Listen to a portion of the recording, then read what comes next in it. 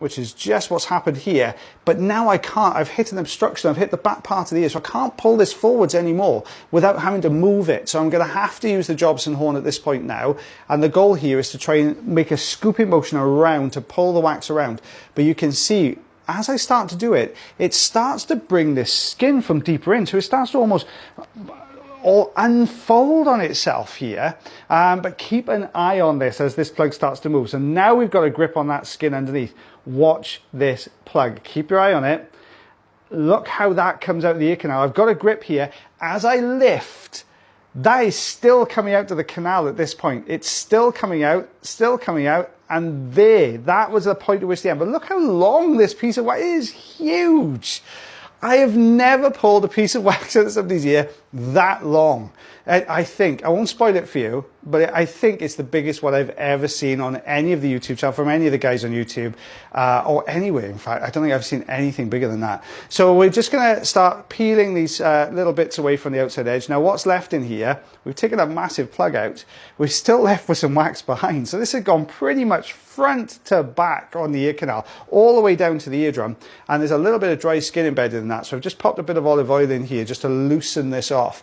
And out this comes. You can see it all getting sucked into the machine here.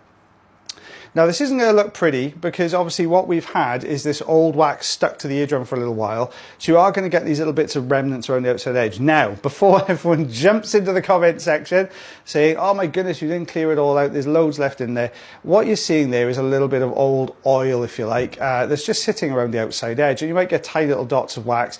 You should have some wax in there. As long as the eardrum is clear, then that patient's going to hear so much better. They're not going to get blocked up. And those little pieces will all start migrating out with the natural skin migration as well from deeper in the canal. So this patient's ear canal, you'll see, looks lovely and healthy. I can see the eardrum there perfectly well. Patient hearing so much better.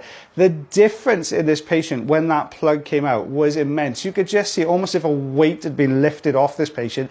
They could instantly hear better, and just the relief on their face, it was just lovely to watch. It really, really was.